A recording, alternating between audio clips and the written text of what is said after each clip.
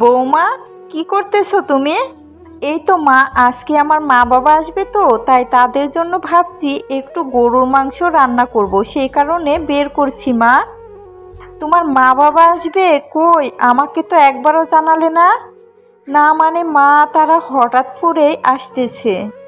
থাক, আর মিথ্যা কথা বলতে হবে না। আর শোনো, আমার ছেলে মানে তোমার স্বামীর হাতের অবস্থা কেমন তুমি তো সেটা ভালোভাবেই জানো।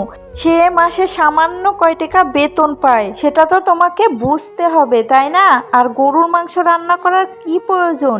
ফ্রিজে দেখো মুরগির মাংস আছে, ওইটাই বের করে আজকে রান্না করো। আর গরুর মাংসটা ফ্রিজে ঢুকিয়ে থাও। সংসারের কথাও তো একটু ভাবতে হবে, তাই না?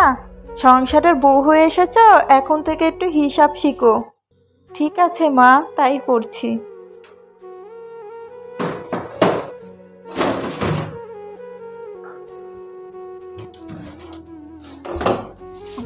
হাই রে, মা বাবা আসবে, তাদের জন্য কত শখ করে গরুর মাংস রান্না করতে গেলাম, আর ভাগ্য।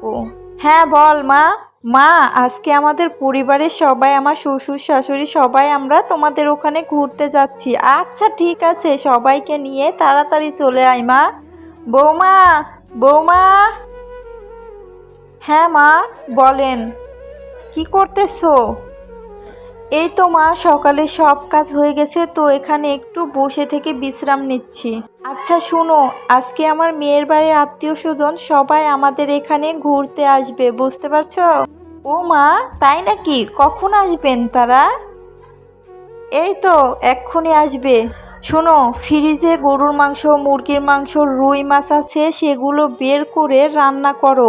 আর শোনো, তাদের আদর যত্নে যেন কোনো কমতি না হয়, বুঝতে পারছো? হ্যাঁ মা, আমি সব কিছু বের করে রান্না করছি আর তাদের যত্ন আমি নেব।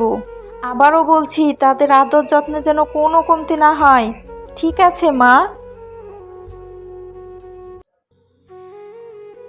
হাই রে, মেয়েদের ভাগ্য।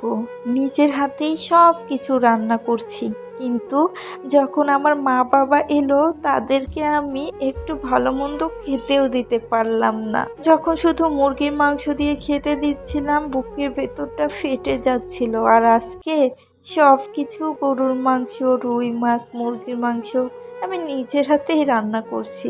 যাই, তাড়াতাড়ি রান্নাটা শেষ করি। মা, আমার সব রান্না হয়ে গেছে। আচ্ছা ঠিক আছে, তুমি গিয়ে অন্য কাজগুলো সেরে নাও। আর তারা আসলে তাদের আদর আপ্যায়ন কিন্তু ভালোভাবে করবে, তাদের সামনে খাবারগুলো ভালোভাবে দিবে। তারা কিন্তু আমাদের কুটুম, তারা প্রথম আসছে আমাদের বাড়িতে। ঠিক আছে মা, আমি সব কিছু করব। এই কথাটা সত্যি, পর কখনো আপন হয় না। মেয়ের শ্বশুরবাড়ির জন্য কত কি করছে মা, কিন্তু আমার মা বাবার জন্য কিছুই করলো না। শাশুড়ি কখনো মা হতেই পারে না।